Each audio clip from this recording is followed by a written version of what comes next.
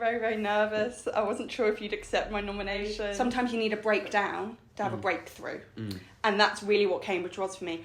That is so not me. Almost down to a cellular level. I am not this.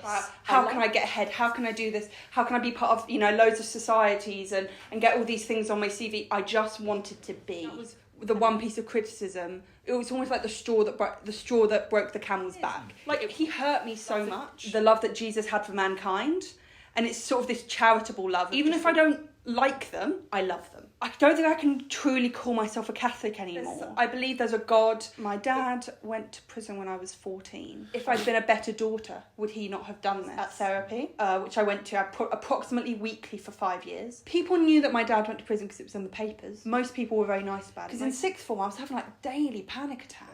Cambridge needs to take a look at itself. A proper look. It feels like you're trapped at Cambridge. But overall, I am content. Boys and girls, ladies and gentlemen, welcome back to my podcast, Coffee's on Me, David Quan, where I strive to give guests legacy-worthy interviews that listeners can enjoy while cooking, commuting, relaxing, or walking their pets. Easter holidays have officially begun, and despite having way too much work to catch up on, I'm grateful to finally meet and spend time with my guests in person after our online exchanges back in October 2020. We are enjoying a Black Americano together. We are approaching 10,000 podcast downloads, and if you have been enjoying the discussions on Spotify, Apple Podcasts, YouTube, or wherever you listen to podcasts, thank you, and please do consider leaving a review and nominating a guest by contacting me via my Linktree, David Quan. For those new to the podcast, welcome, and thank you in advance for your engagement. Please know that I don't take your time and feedback for granted, because when I started this podcast at a low point of my time at Cambridge, I was mostly just nervous about humiliating myself. But I went ahead with this passion project based on 3 ideals that still make up the content description for every single episode. First, a purpose of giving. Second, learning from others. And third, sharing of stories. I'll be the first to admit my many, many inadequacies, and I'll certainly listen back to laugh at how naive I am. But I genuinely maintain the deep conviction that this passion project, if wholly true to the founding motivations about giving, learning, and sharing, is a worthwhile pursuit. Seeing this podcast on people's Spotify Wraps or receiving positive messages about the guests gives me great fulfillment. I cannot thank the guests enough for their courage and insights. So for a bit of context before introducing my guest properly with their bio, back in 2020, due to COVID-19 lockdowns and other personal reasons, I had to start my university experience remotely in Australia, more than 10,000 miles away with a 10.5-hour time zone difference. Needless to say, starting my university experience under those circumstances was awfully difficult. And when I was struggling the most, my guest today, Ella, kindly and regularly messaged me with the academic notes and warm words of encouragement. So I just want to start by giving her a massive thank you, but now onto her proper bio. Ella Thornton was once a student of Robinson College, University of Cambridge, studying education. She made the agonising decision to leave in May 2021 for the benefit of her mental health. More philosophically, Cambridge was symbolic of the persona she adopted to cover her pain, a persona that cracked during the COVID-19 lockdown of March 2020 onwards. Now she studies at the University of East Anglia in Norwich, where she is happier than she thinks she has a right to be. Ella, it means a lot to finally meet in person, and welcome to my podcast, Coffee's on Me, David Quan. Thank you. I was very, very nervous. I wasn't sure if you'd accept my nomination because everyone else I've seen on the podcast has been, they're a PhD student and they've done this and they were number one in sort of their year. And I thought, I'm just sort of, I left, So I felt I did it sort of, housemates drunk, me very tired. So sort of see how this goes. Yeah, that's They are very impressive, and so are you, and that's why you are here. I guess this podcast, as I was saying earlier, I try and give you a legacy with interview, and I know that you got so much to share, and I've got a document in front of me of 12,000 words of kind of the things that you've written, some of the notes that I've taken. So it's a dissertation of me. Exactly. I want you to know that there's no time limit. We'll take the time that we need to explore all your stories, but why don't we start with our first virtual encounters? What do you remember? I'll be honest, and I'm sorry about this, I don't remember a great deal of it. I don't remember the details of it. I remember that I was struggling and I thought that you might be. And I remember how nice it was when people sort of reached out to me in the past, sort of when I was at school. And so I thought, I want to help in some way. And even though I was at college, I was at Robinson College sort of physically, I felt very lonely there. And I could relate to probably assuming you felt lonely. And so it kind of sort of felt like two lonely people trying to hold on to something. I'd be interested to hear what do you remember of it? Because I don't. So I was definitely very lonely. I definitely didn't meet anyone in person.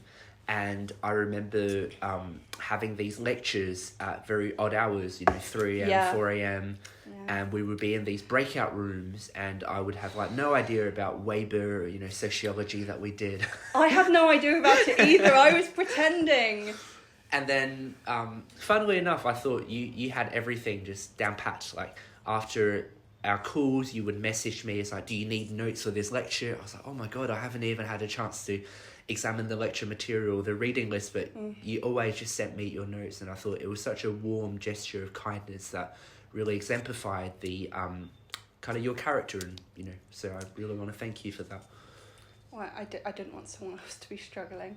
And I think I find it odd that you thought I had it all together, because that me having everything together was almost like a swan. So it looks very calm, but underneath I was doing all that work so I wouldn't be please don't people see I'm a failure, that I don't belong here. I'll do all this work so one day I'll be able to prove that I'm good enough.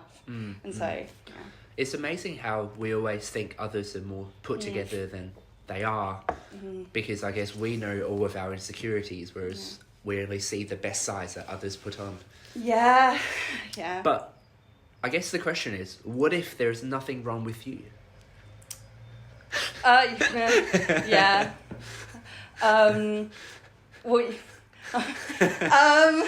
So actually, that's not me thinking I have, I'm not I'm impatient, and I'm still impatient, and still I can be judgmental. Sort of people tell me, you're very judgmental, and I say, yeah, I've never denied that. But it was this sense of, I think it was to give some background, there was this TED talk that I watched sometime of my time at Cambridge, or maybe even before. Susan Henkel. Yes, I remember it was Susan Henkel because I love her. Got her book, which is called What If There's Nothing Wrong With You? And it was mulling over in my head. And then one day I realised there is nothing wrong with me. And if there's nothing wrong with me, then I don't need to prove anything. And if I don't need to prove anything, then I don't need to be here. At all. Cambridge was me trying to prove that I was worth something, that sort of the things that had happened to me were not defining, that I could almost counterbalance the things that had caused me pain and that had caused others pain by just making it better somehow.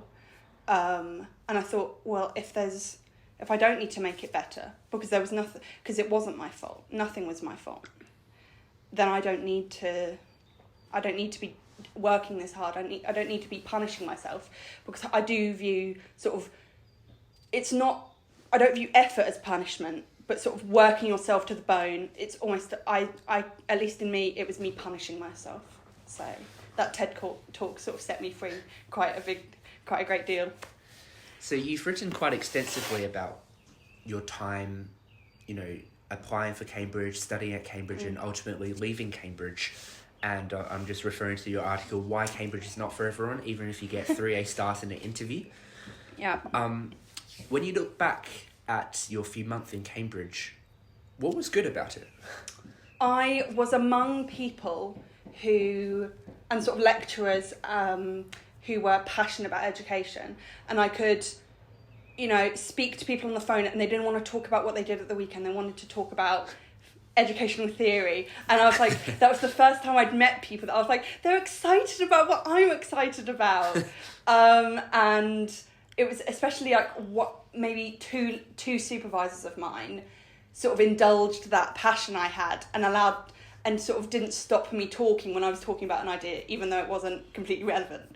Like, I can name Amina Sharif. She is I think she's PhD student still, but I think she's coming to the end of it, and she was an angel. She has made me a better writer, a better thinker, and it was people like her that sort of made me hesitate to leave.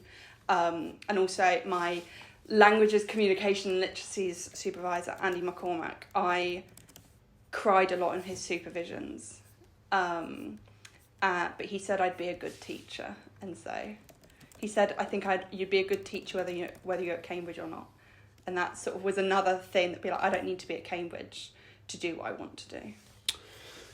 Yeah, I guess we'll go on to ultimately why you left, but what really stuck me as well was just the level of gratitude you had for having gone through that experience. Like, I think, correct me if I'm wrong, but it feels like you're grateful to now be at UEA, but you're also grateful to have had the Cambridge experience. Yeah. Like, you wouldn't have wanted to just go straight and just cut that completely off. off. God, no, because like I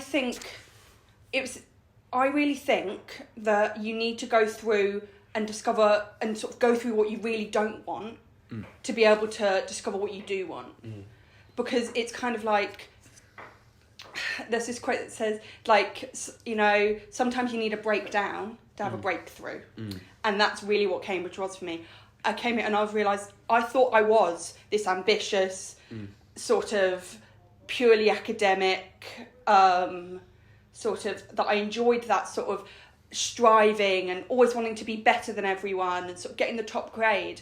And I realised that is so not me, almost down to a cellular level. I am not this. I like education, I love learning, but I am not like these people. Not in a bad way, but just like, they're not bad, I'm not bad, we're just so different. I didn't want to be thinking about my internships all the time. Yes, yeah.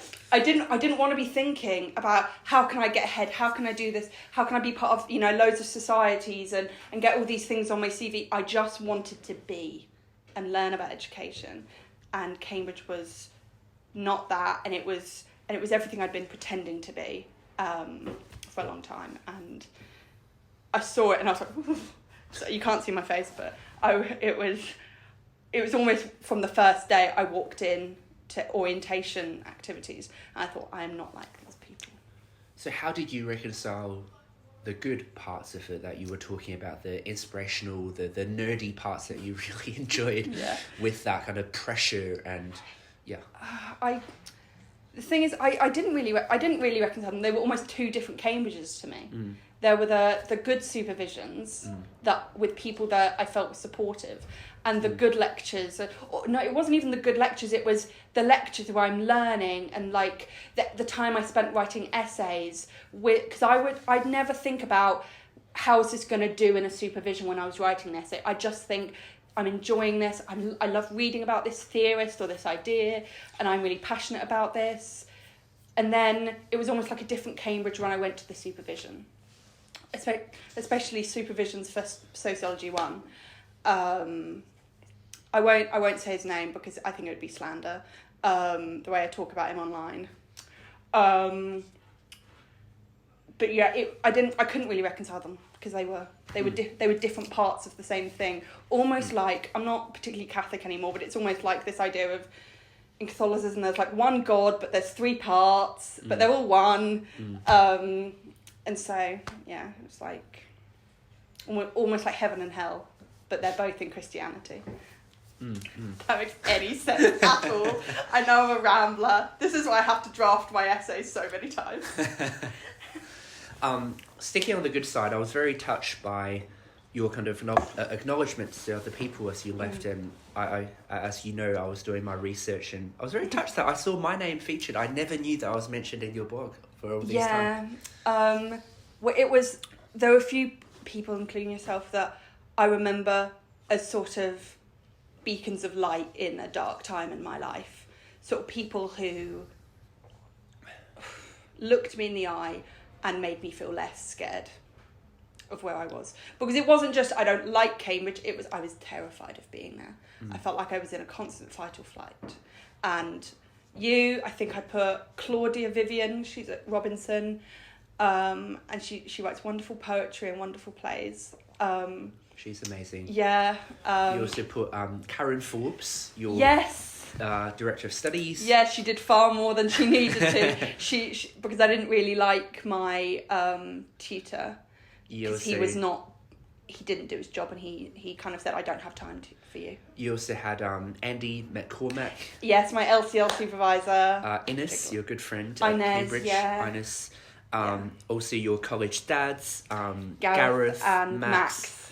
Jonathan, Amina, Jerry, Tilly, Charlotte, Isabel, Phoebe, Hannah, the Robinson College Porters, and Daniel, and the Robotics Club. Yeah, he started the Robotics Club at Robinson. I think it's up and running now, going well. But I remember I found him very, very nice. And I have no skill in robotics, but my brother's a mathematician, not sort of an engineer, and he would probably like me to emphasize that he's a mathematician, not an engineer.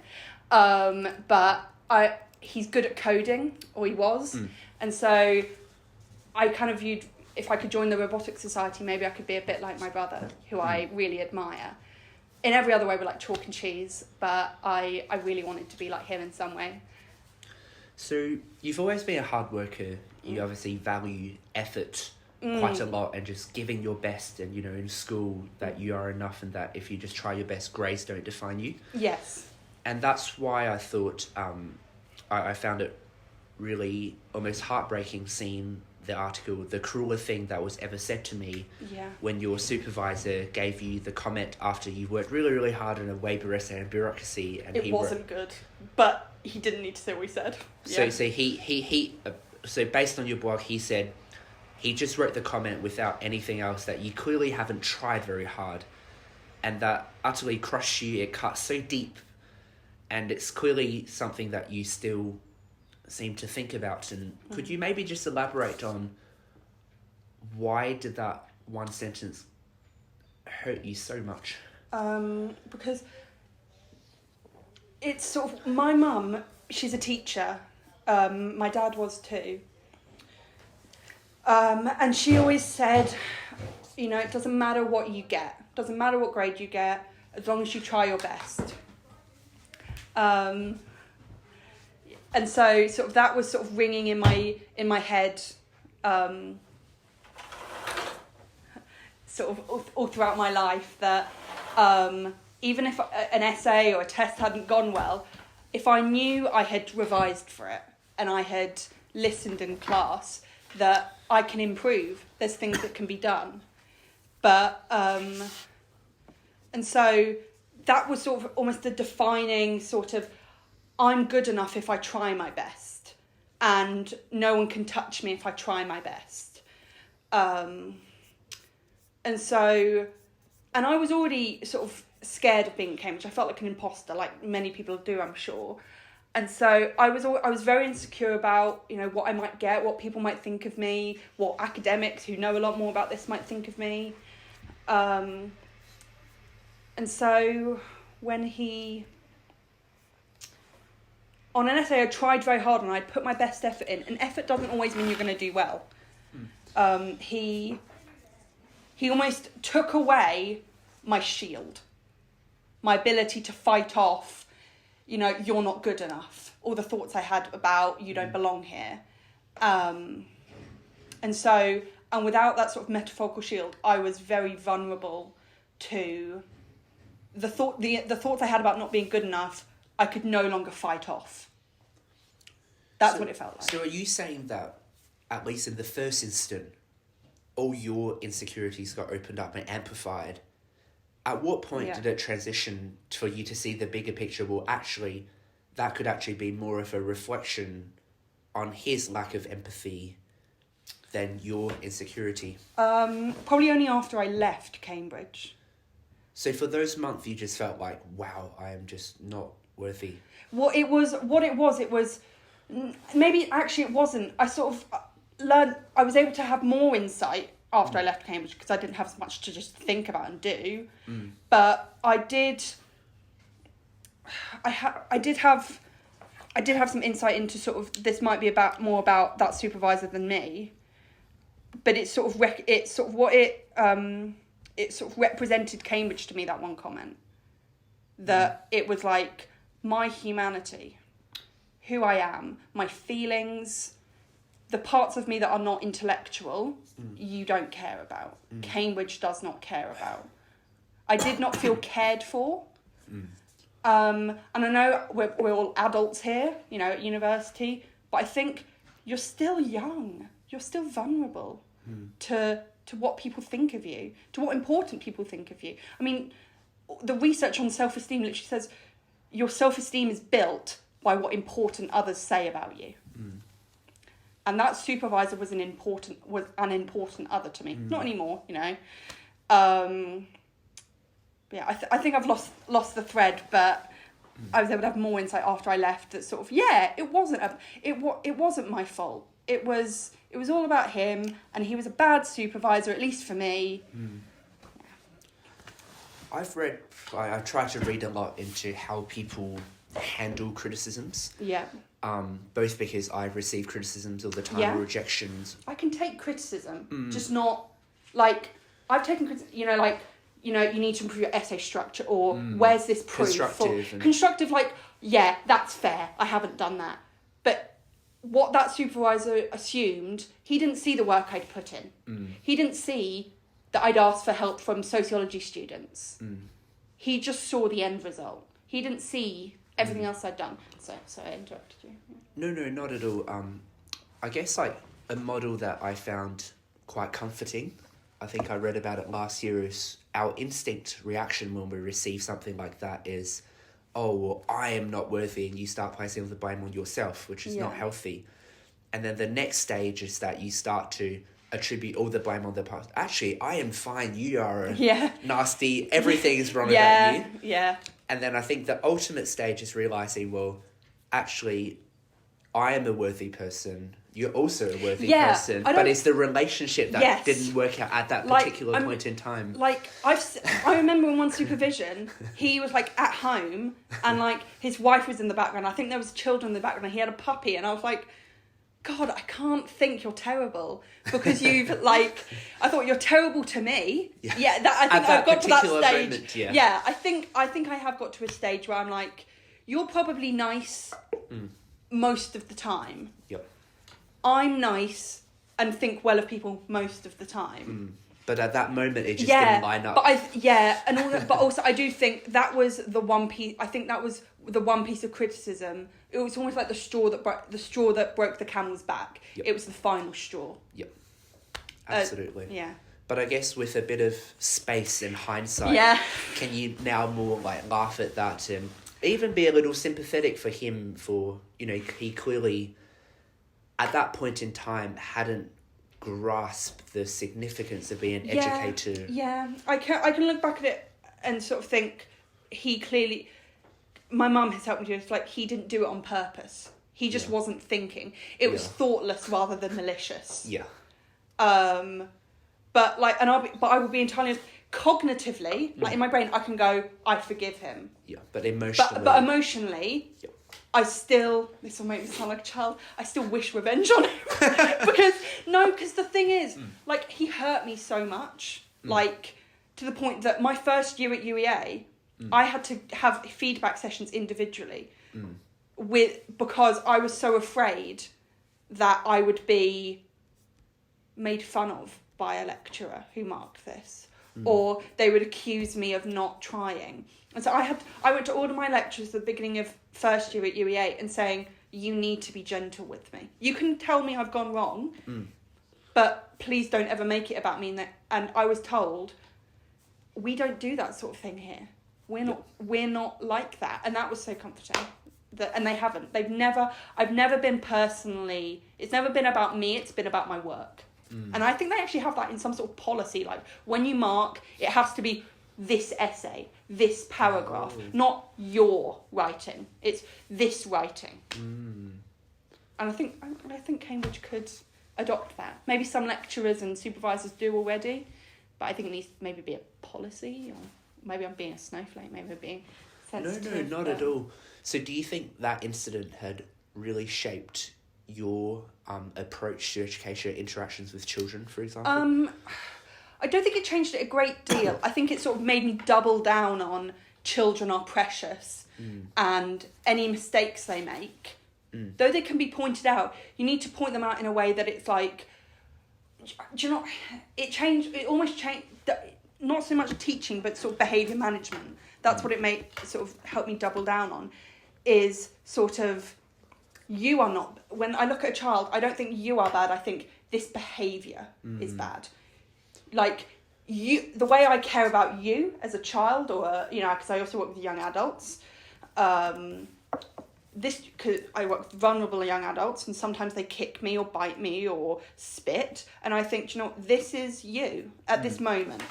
This is, I have seen you in your good moments, and so it sort of made me think, I really believe in seeing the goodness of children and of people, but especially children. Yeah. Which leads nicely to Education with Love, yes, which is another beautiful article that you wrote reflecting upon your school, JH. Yeah, John Henry Newman School, called JHN. It was a Catholic school, and it made you feel lots of love, made you feel human rather than part of an exam machine. Yeah, Cambridge. It was really interesting how you talked about Catholic education. So you talked about Catholic education is said to be identified by saturating the school atmosphere and the teaching program with the gospel of Jesus Christ, called Christocentrism. Yes. However, it is equally, in my experience, more influenced by personalism. This refers to the person, their needs and development being at the centre of education. Supporting how this is distinctive to Catholic education, Pope John Paul II espouses education as being the place of the fullest formation of a person as a whole, encompassing the development of the intellect, emotional life, and social relations. More than this, Pope John Paul II insisted that Catholic schools should educate for love. What does love mean? Well, of course, there's different types of love. There's sort of, when I talk about that, I talk about sort of the Greek types of love. There's sort of eros, which is sort of lustful love. I mean, you know, I wouldn't call lust love, but the Greeks did. But the one that's sort of the kind of love that I talk about there is called agape, which is supposed to be the love that Jesus had for mankind, and it's sort of this charitable love of just sort of, I see you as another person, you're a stranger, but you are worthy of love and care and... Made in the image of God. Yes. Yeah. Like, yeah, I view everyone. Even if I don't like them, I love them. Because I look at them and I say, you have things going on in your life. You have inherent worth. And sort of, it felt like my school was just sort of, it was almost like in the air.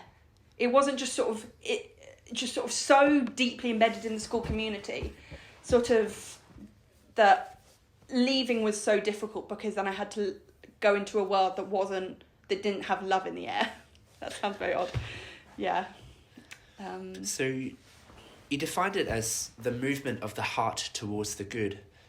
And even as I say it and think about it, I feel that warmth of my heart towards something whole and perfect and very inspiring. And you mentioned how one way that your school tried to amplify or to nurture this love was with something called a nurture group. Yeah, it's a relatively new thing at my school, but it's for children who, you know, maybe with disabilities, who intellectual or sort of something like autism spectrum condition, or ADHD, that sort of, for whatever reason, they're not coping in sort of classes with other children.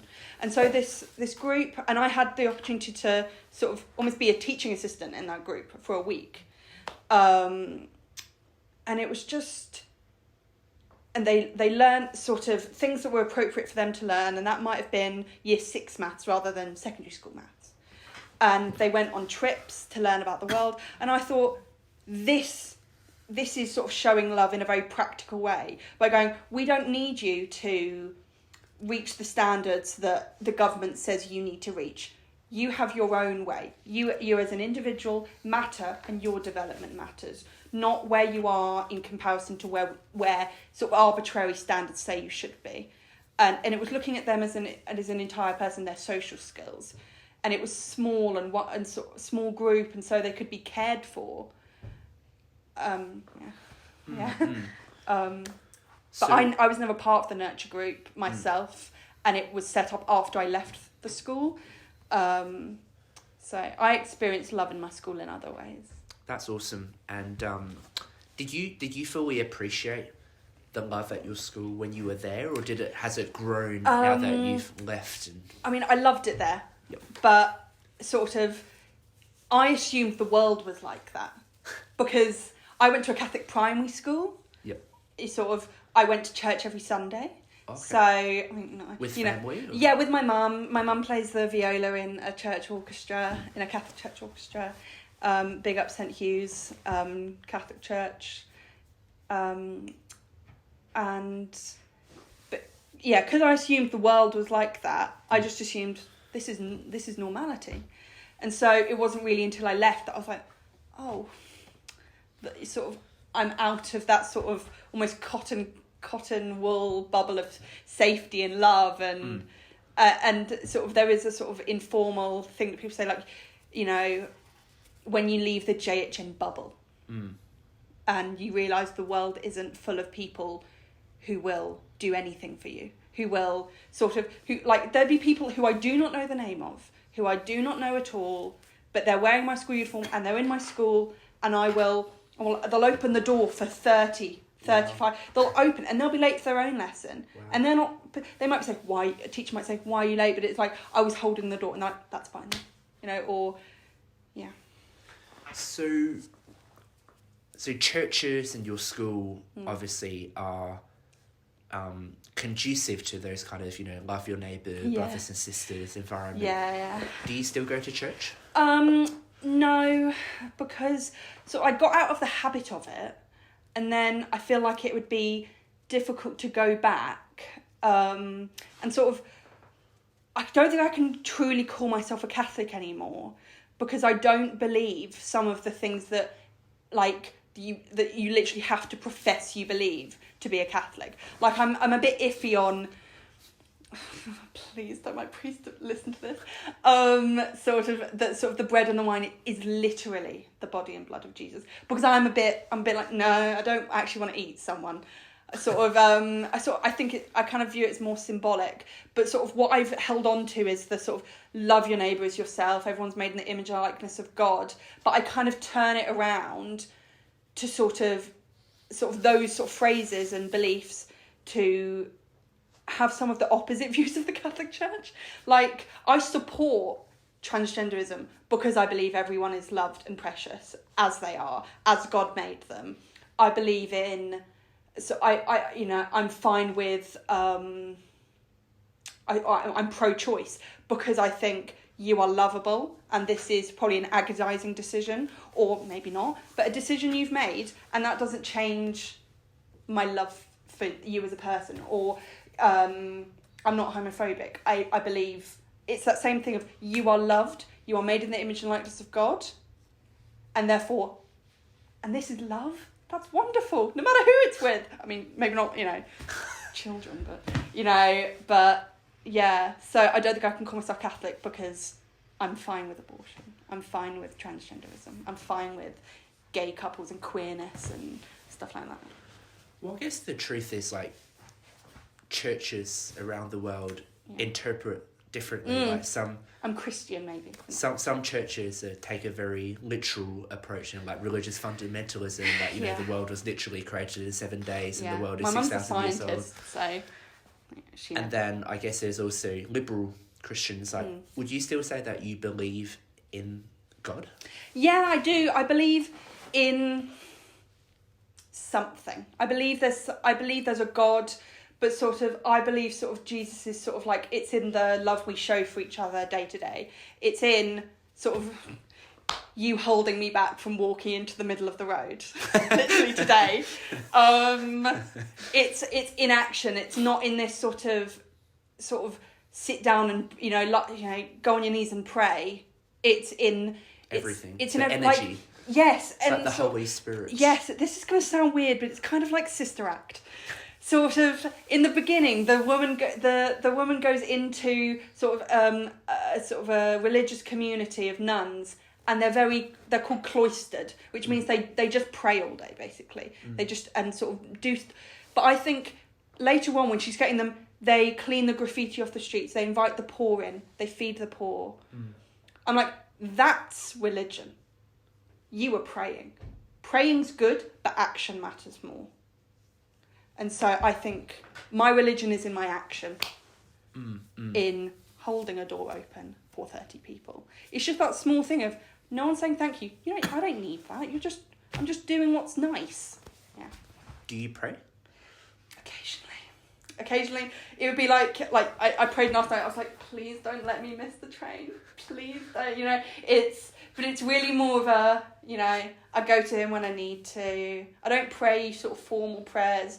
I just, I say, hey, whoever's up there, man, woman, dog, I believe there's something.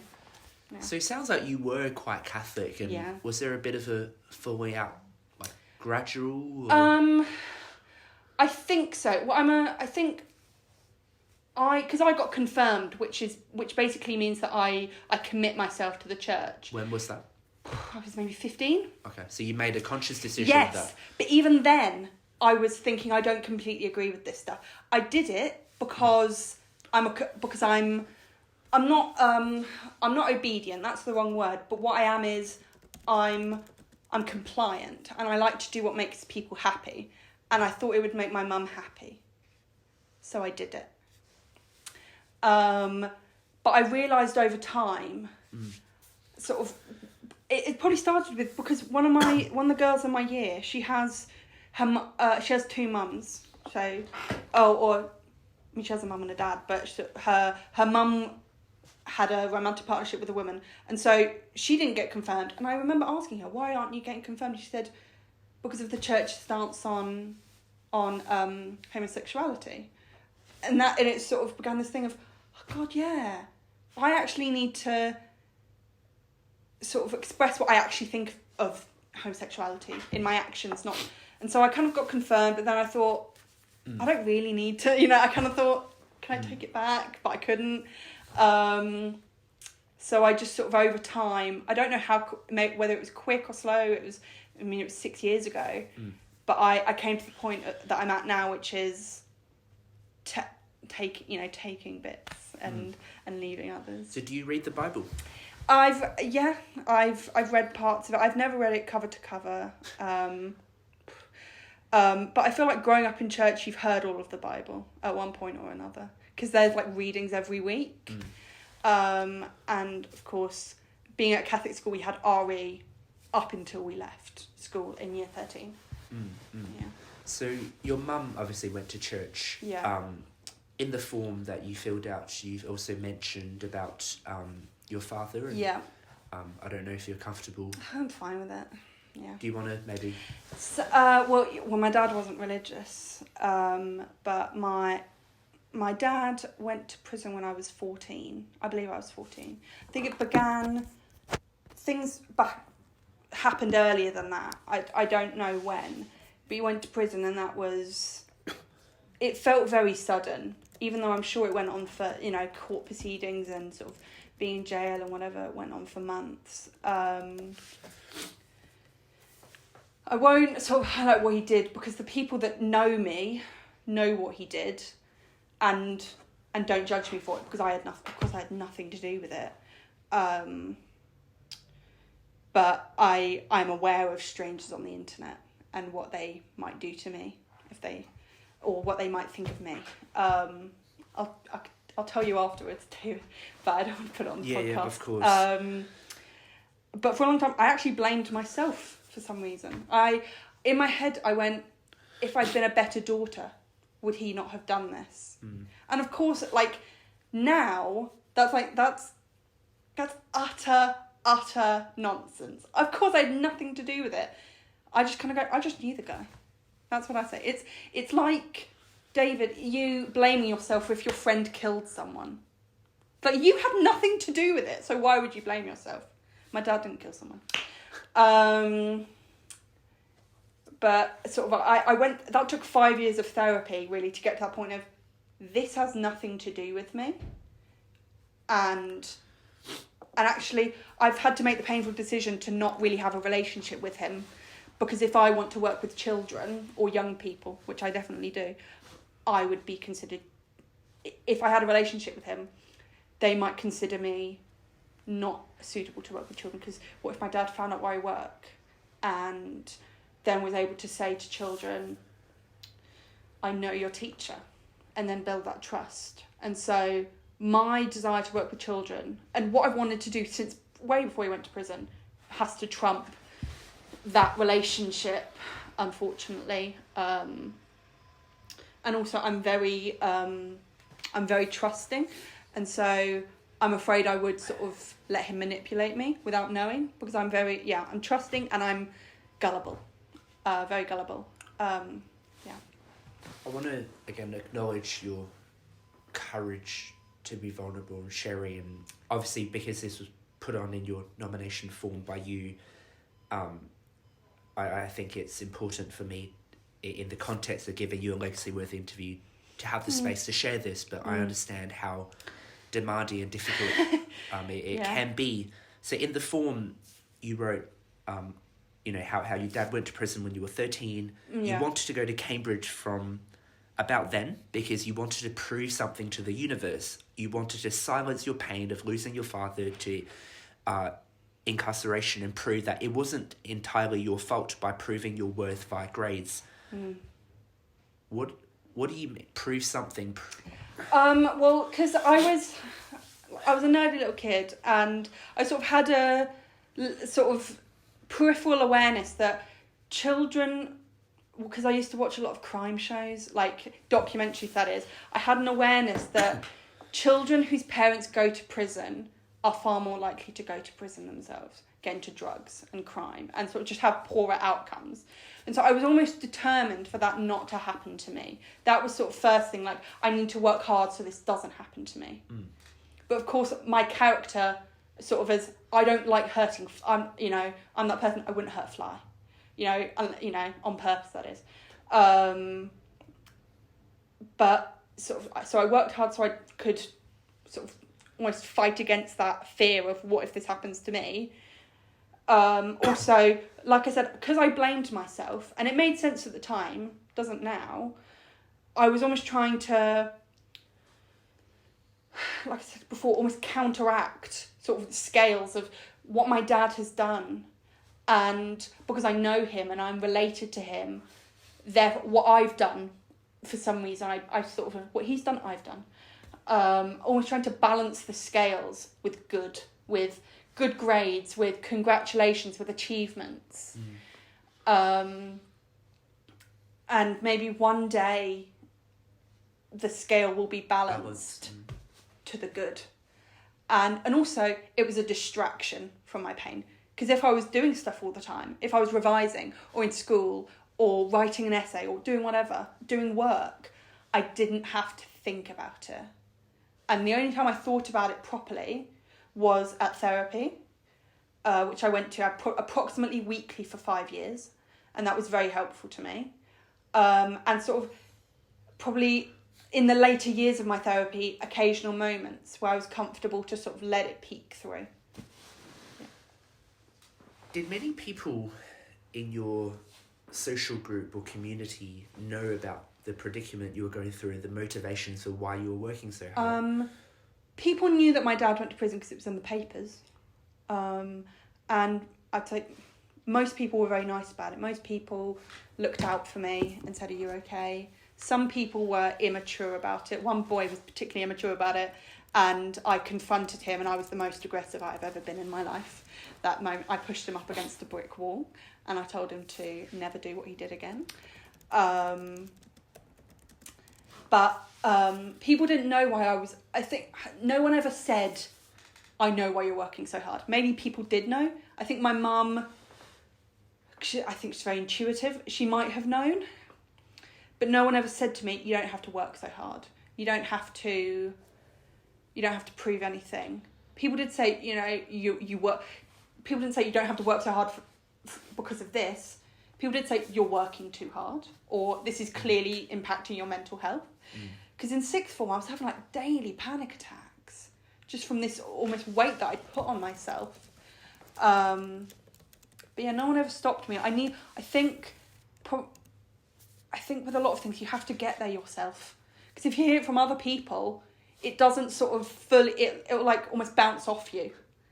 Whereas like when you realise it yourself, there's no barrier for it to go through. It's already within you. And I had to come to that conclusion myself by coming to Cambridge and thinking, oh my God, I hate this. This is not me. And that was when almost the spell, I mean, it began to break in COVID, that spell, but it didn't fully shatter. And so I could sort of wipe away the metaphorical pieces of sort of whatever barrier until I left Cambridge. Probably even after that, it took a while for me to fully become myself again. I'm assuming you felt like therapy was a safe space, to be honest. Did you feel like you could be totally transparent with anyone else during that process? No. Because my mum was not a victim of the crime itself, but she, it was her husband. I mean, not anymore, but she was almost a victim of that too. And I didn't want to burden her with it because she was, maybe a newly single mum. She was going through things herself. And actually the point of therapy is they have no agenda other than to help you. They don't have any sort of, they don't know about all, the complexities of your family. They just know you. And I think I opened up to my mum occasionally, but she never was like, you need to tell me what's going on. It was always if I wanted to. And I do now, because it's all, I tell her everything. I think the way with which you reflect upon that period and how it's influenced you resonates with me a little bit. Okay. My mum passed away when I was 12, so in a sense, I resonate in the sense of the enormity of the change in family structure. Yeah, because of course my dad didn't die, but it was like he did, because I haven't seen him since. And I read a bit in the past few years about a concept called eminent orphans. I don't know if you've ever heard of that. So I think Malcolm Gladwell termed this phase eminent orphans. And it's essentially about, it's a child who loses one or both his or her or their parents before, in their teens, like, 12, 13, 14. And, statistics show that, like, about 5% of population, like, children lose one of their parents. So it's not completely uncommon. Yeah. So in Gladwell's book, The Outliers, which he kind of examines about what makes people successful, he noticed that a large number of very successful individuals, and again, that's a very nuanced to define, but we're just going to go with it for now, have lost a parent at a young age. For example, about a third of presidents in the US have lost their fathers at a young age, and, include Washington, Jefferson, Obama, and many others. And based on other research,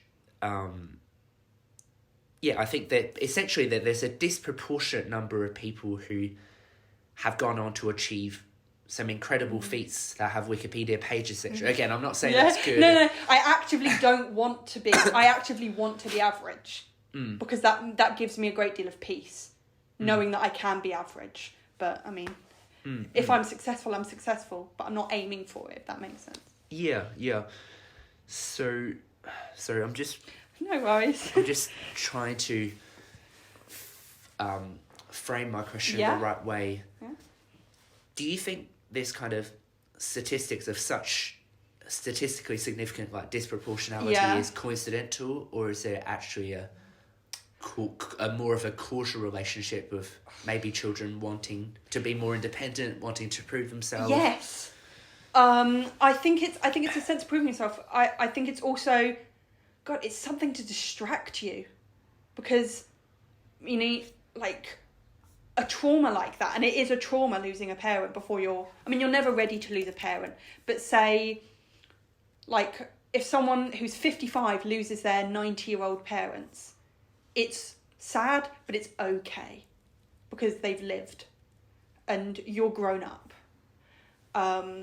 And so I think it's something to distract you from the pain, and sort of maybe the sense of I want to do them proud. They couldn't see me now, but maybe if I do this for them, they'll see it wherever they are. That might be. I don't think it is coincidental. I think it is. To call it causal, I'm not. I'm not sure if there's enough out there to call, but I think it's causal. Yeah. Yeah. Actually, last year, one of the English students at Cambridge in our year, called Ella as well. She did a TED talk of her losing her mother at 12, and she talked about eminent orphan. I'll send you the speech and the TED talk after. I found it very inspiring, very insightful, and it's certainly something that I think about fairly often. So again, I guess thank you for sharing. Is there anything else about that period that you feel like you want to share? Just trying to think through it. I remember being oddly calm. Like, you were, or you are? No, I remember being oddly calm at the time it happened. Okay. I was, for being a very cautious person, I wouldn't climb trees as a child, I'd fall. I wouldn't run as a child, I would fall over. So I was just like, so it was almost out of my character, almost eerily calm. So, because I was the one that opened the door to the police officers. That morning, I remember it was June 2nd, 2015, the day after my dad's birthday. And it was like, hi, and there was a police officer there. And I had to be, because of the nature of my dad's crime, I had to be interviewed by social services to make sure I was safe. And I was just like, I was sitting on a chair like the one I'm sitting on now, which is an armchair, and I was like rocking back and forth on it, like really cheerful. And they were like, how are you? And I'm like, I'm great. I'm really great. I was like talking to them like I was, like they were one of my best friends. So that might not be relevant to the rest of it, but I think it was interesting about the time that I was oddly okay with what was going on. So when you opened the door, did you know what was... No. Okay. I just knew... I mean, I knew what police were, but like, I didn't know what was going on, but I very quickly went, because it was quite early in the morning, it was like 7:30 a.m. I went, Mum, there's people here to talk to you, because my dad had left for work. Because he worked a bit further away.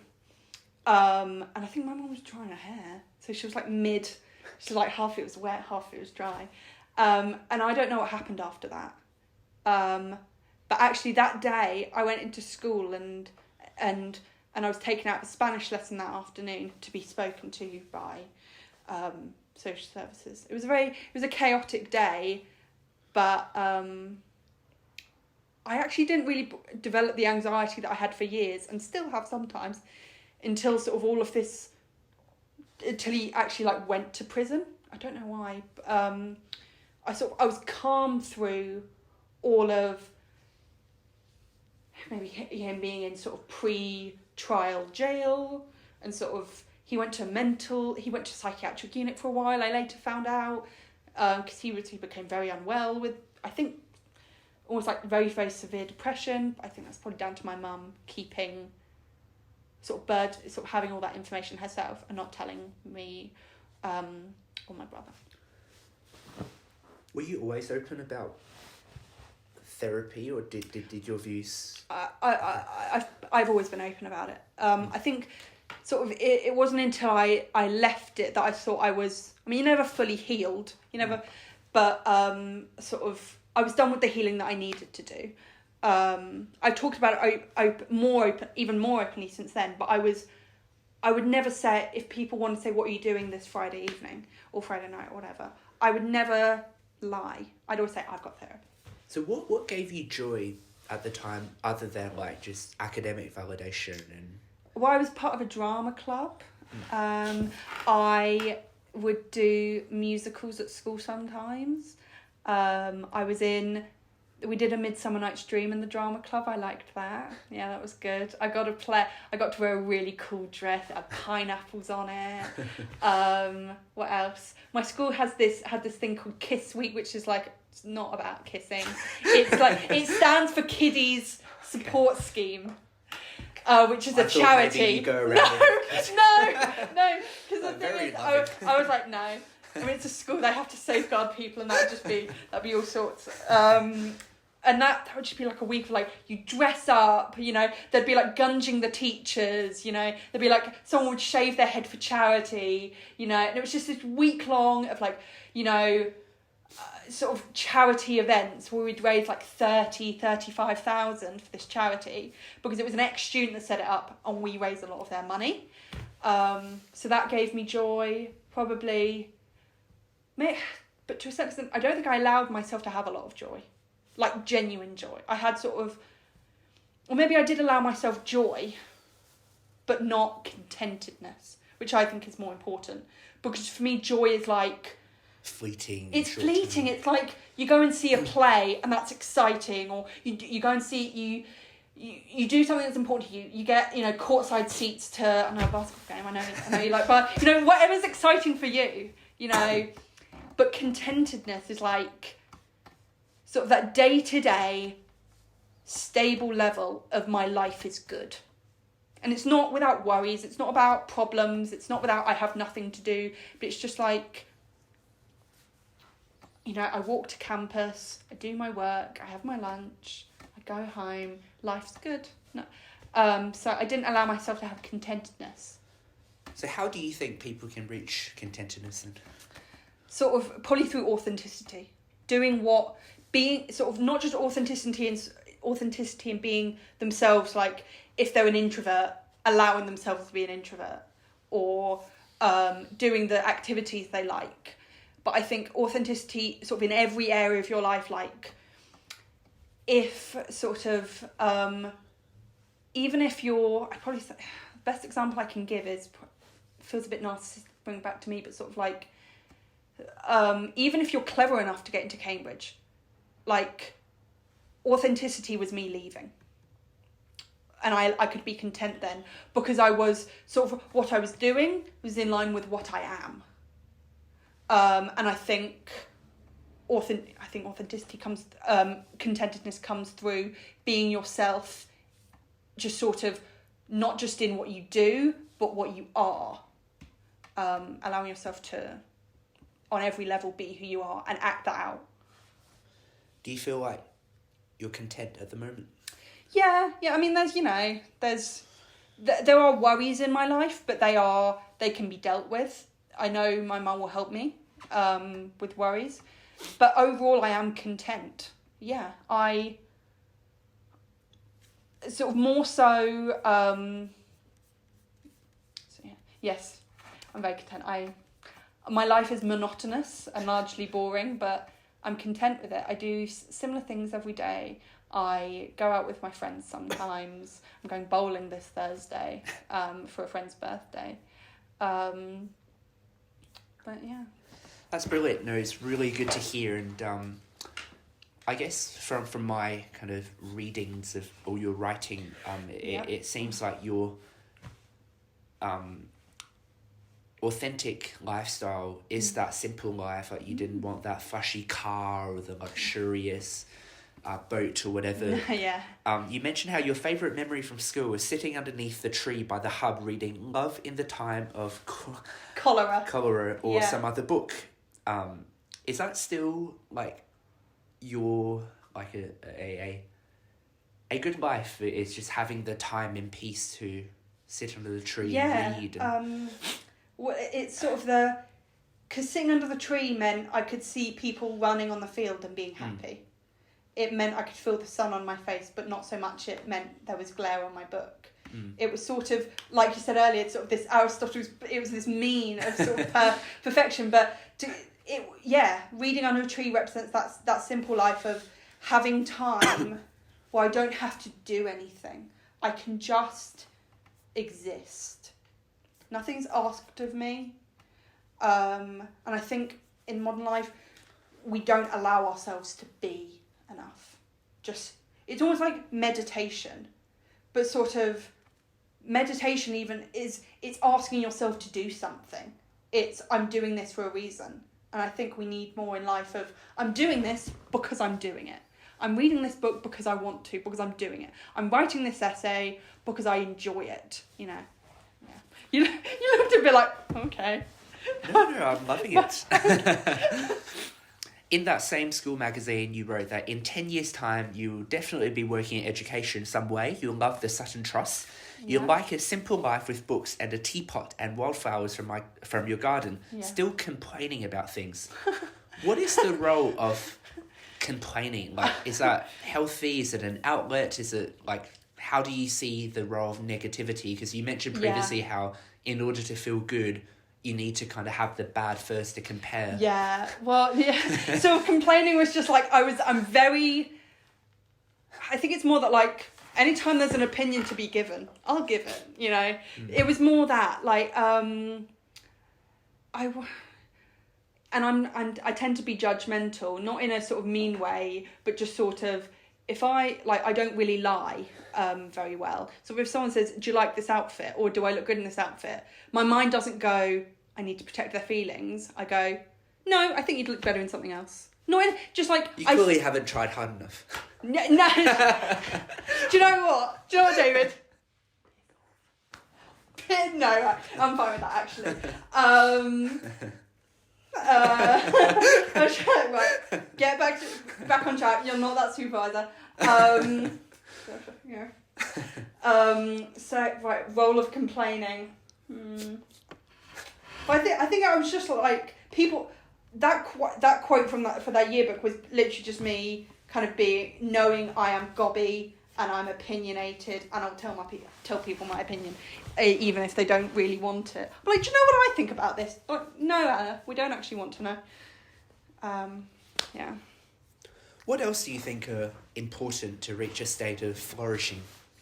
I know you've read a bit into Martin Seligman's work and, positive education is something I'm quite interested in. Obviously, Seligman identified the 5 components through the PERMA framework: positive emotion, engagement, relationship, meaning, and accomplishment.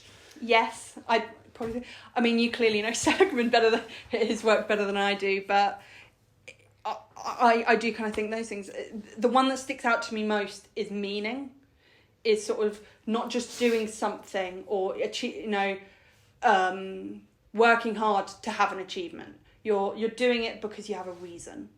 It's sort of and it's meaningful to you. And then I think if work's meaningful to you, then it doesn't feel like work. And it's what else is good for flourishing? I'm less good about this sort of stuff. The thing that comes to my mind about sort of flourishing is just this word enough, having enough of things, which is, or maybe buying into the idea of enough, of I have enough money, I have enough bedrooms in my house, I have, enough clothes, and I think it's striving for more for the sake of it that I think prevents flourishing. Because I'd say you can be rich and successful, but still think I have enough, and and sort of I think, for example, you could set up a business, and because you want to set up a business, but your aim isn't to become massively wealthy. You're doing it because you enjoy running a business and you enjoy that sort of sort of needing to work with others and, have a person-facing job and sort of use your creative skill all the time. Yeah. But this idea of enough, I think that's key. I think something that strikes me about your journey is your resilience as well, and how faced with difficult circumstances, just your character to face it head on and to accept. I don't think I'm very resilient. I've never thought of Why I respectfully disagree. Oh, okay.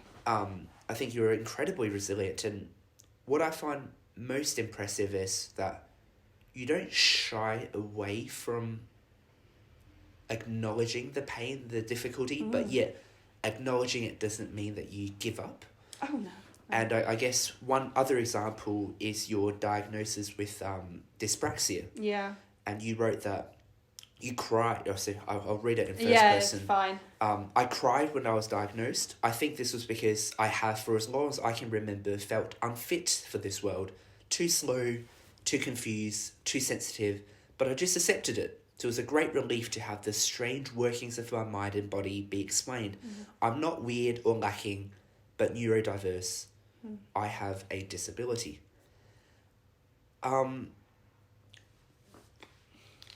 Yeah, so when you receive something like that,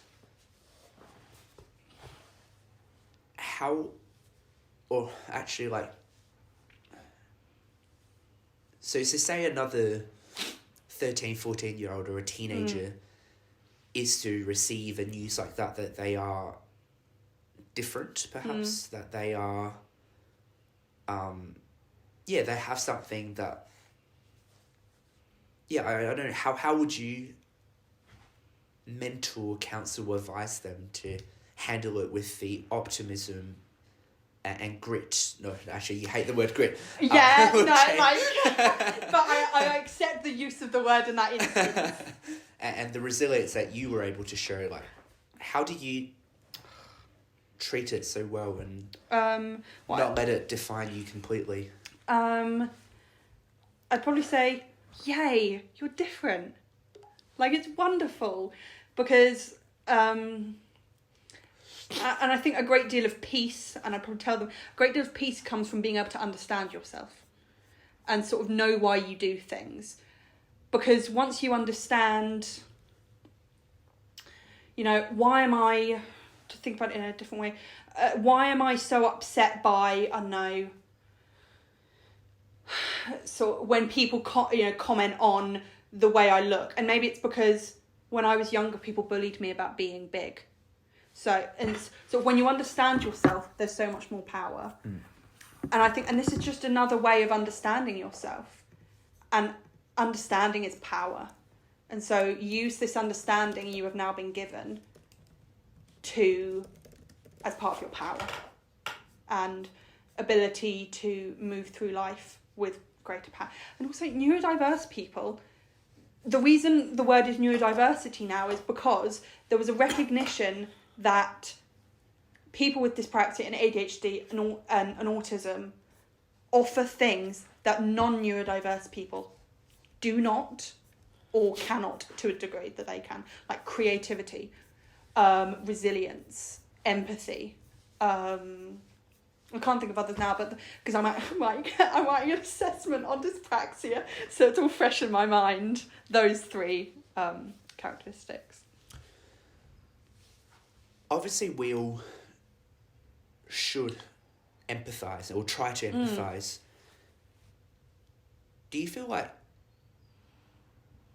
are you optimistic that most people should be able to empathise and provide people with disability with the support they need, or do you just feel like people who are different has to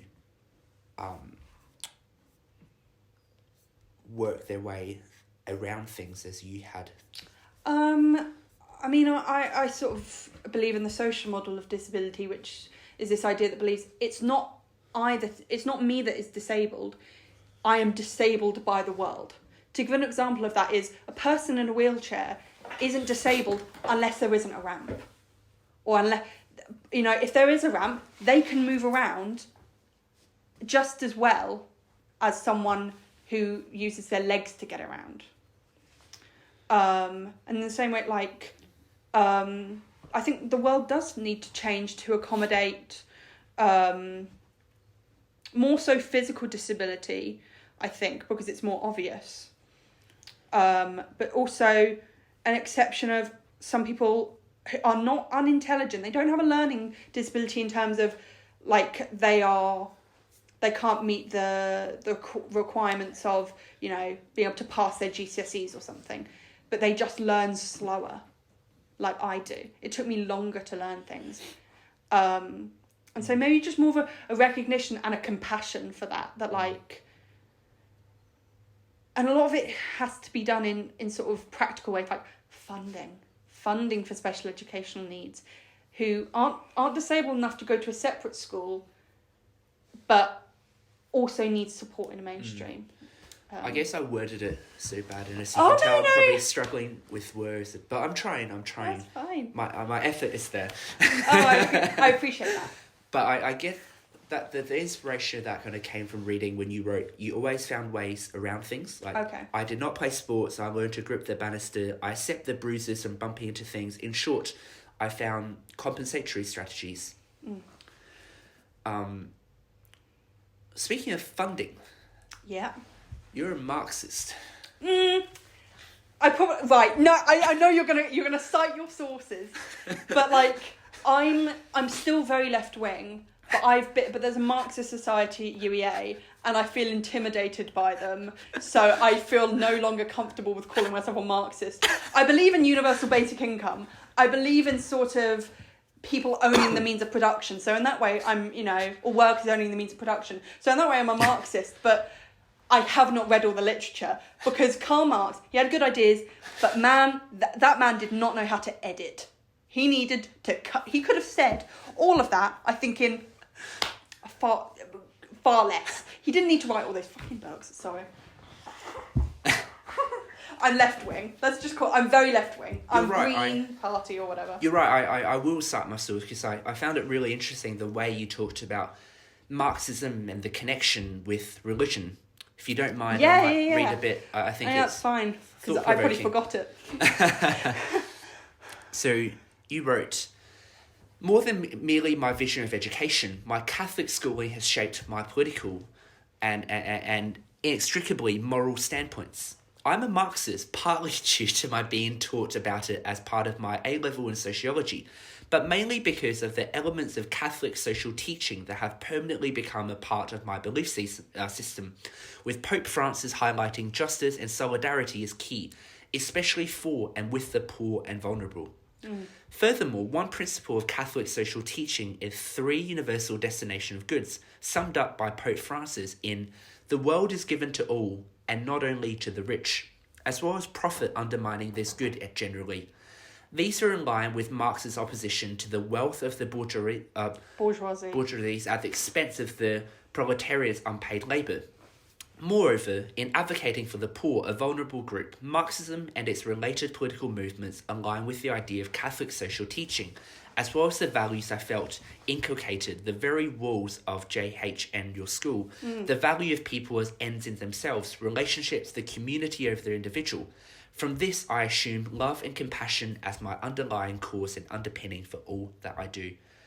Still much of your thoughts? Yeah. I mean, what I've written there is still absolutely what I believe. No, you can still read today. Like, bourgeoisie is a odd word. I used to say bourgeoisie or I learned to say those words just by saying them over and over because I did sociology module when I was at Cambridge, so I had to be able to say them a lot without messing up in a supervision.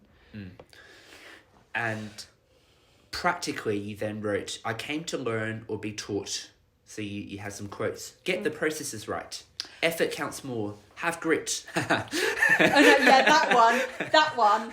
I wrote that one down because the person who said it, I admire very much. Angela Duckworth. No, my English teacher, my A-level English teacher. But, no one can be perfect. how do you eat an elephant, one bite at a time, and more frequently, how I came to feel you matter, you're able, who you are is just fine. Oh, and I learned to calm down a bit. Yeah. It was a nice article. Oh yeah, thank you. Which one was that? I forget what I write. This was your article of Education Without Love. How does that work? Yes. Yeah. The. No, you didn't ask a question. But still, how I feel. The one that sticks out to me most still is how do you eat an elephant one bite at a time. It was by a teacher who did not teach me at all, and I was really struggling, not in terms of getting the work done, but just like how much pressure I was putting on myself and how much revision I felt there was to do. And so I went along to speak to my actual A-level English teacher, Miss Kitson. Yes. Well, I had two, Miss Kitson and Mr. Rose. Mr. Rose said the grit one. And it was this other teacher, Miss Finch, or Mrs. Finch, and she said, Ella, can I just interject and say, I'll say what my mum said to me. How do you eat an elephant? One bite at a time. And that's completely gone. Nothing is too difficult to just begin. Even if you can't get it done today, because I used to feel like if I can't get it done today, it can't be done. Like, I know that doesn't make sense, but it did. It's what I believed at the time. And so that's really impacted me, and I still remember that when I'm stressed about a piece of work. I don't need to finish it, I just need to get, 250 words out. That's not sort of, yeah. It's very clear that you value this holistic approach to absolutely. Education, to human interactions, to everything, is seeing the whole person and the journey of where they came from, their values, what they care about, and where they want to head. And hence why you, I guess, when you talk about the gratitude of your school, you titled your article, I Miss Being Known. This podcast aspires to, give you a legacy-worthy interview, essentially trying to give you a piece of recording that captures a snapshot of who you are, that you can look back on in 10, 20 years' time, about you being known in this moment. Yeah. I've got a couple, I guess, final concluding questions, but is there anything else that you really want to talk about, to discuss, to add in this recording? Because, again, I don't know what I don't know. Even though I have a 12,000 word document, that's not everything of Ellen. I like to think of myself as simple, but I suppose from you having 12,000 words, probably not. I've got a lot to say. I'd probably say, this is going to sound very pointed, but Cambridge needs to take a look at itself, a proper look. I think people are happy here. People come here and they stay here, but I think there's a great deal more unhappiness than I think Cambridge would probably admit. And it needs to look at itself and not and its culture. And I've had time to think about that. Because I spoke to someone after I left Cambridge. She wanted to borrow my gown for her graduation. She'd left hers at Robinson. And she said, "You're so brave that you left." And I said, "Why am I brave? I just left." She said, "Because I've intermitted every single year." And I said, "Why don't you just leave?" And she was like, "Because it's Cambridge. Because I couldn't." And I thought, oh my God, it feels like you're trapped at Cambridge. And I think maybe it's the students, maybe it's Cambridge itself, maybe it's them together, sort of create the sense of, oh, wow, why would you ever leave? We're so special. And you are special, but and it makes it too hard to leave, and people feel pressurised and beyond what I think is okay to do to humans. Yeah, that's just me ranting a bit. It might not. Seems a bit off piece, but no, not at all. It's really, I think it's true that Cambridge and the academics need to have more compassion, and the research is very clear that there's a disproportionate amount of Cambridge students compared to the general population who have mental illness, and it's always difficult, I guess, for me to talk about it, just given that there's everyone's experience is unique, and I don't want to generalise with statistics. But I guess there is still a very broad trend, and we can't discount these individual stories and the collective statistics. I mean, I was disturbed by the string of suicides, I think, last year.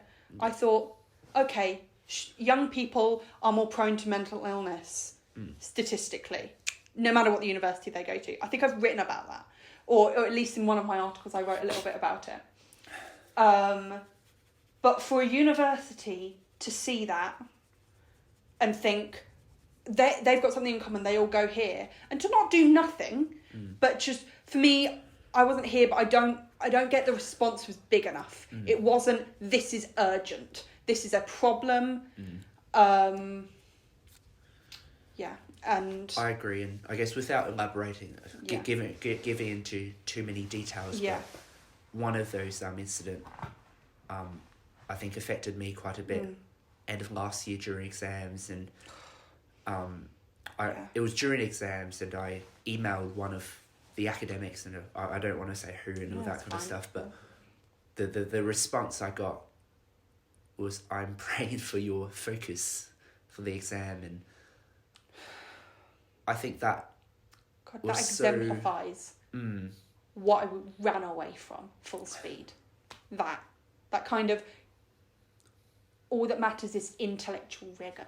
And I thought, that does matter. Cambridge. So there was any discussions of mitigation measures, like, I'm again I can very see lost that for words. It's difficult for you. I get that. But I won't forget, I guess, that response of, "I'm praying for your focus," basically for the exam, rather than, "I'm sorry this has happened. I understand it's very..." Or let's work on or just would you like some support? Because at UEA, I had one wobble, and I was checked up on weekly for months. I'm sorry for sure. I'm sorry that happened to you. It's really not okay.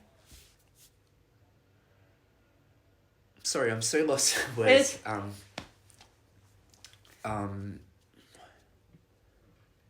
Okay, well, I'll move on to my final few questions. Yeah.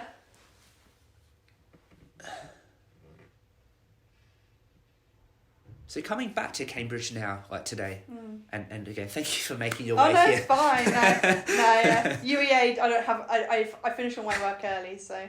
Of course you did. Time.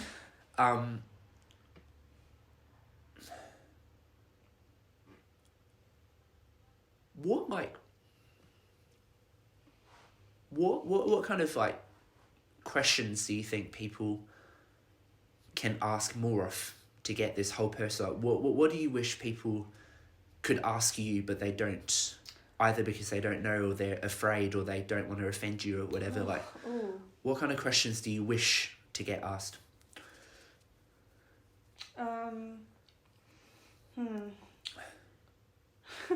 Should I go to Cambridge? Because the thing is, I'm honest with them. Honestly, no.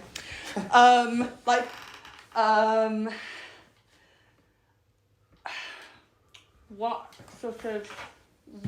Why did you go... That's difficult, because I feel like there isn't any question people haven't asked me, because I don't really keep anything hidden. So that's a difficult question for me to answer. And I'm sorry about that, because I wish I had more of an elaborate these answer. are difficult questions. Yeah. Intentionally so. Yeah.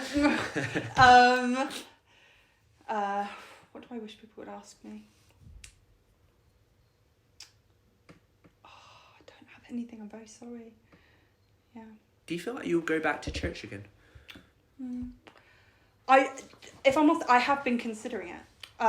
Sort of, maybe not sort of consistent weekly worship, but there's a chapel on my university campus, and I think of going there, because the Christian Society and the various Christian societies at UEA seem very nice, and so I'm thinking of just going along and just sort of reigniting sort of formal religion again, maybe. Yeah. I guess a lot that you talked about with your experience at church, intolerant people. Yeah.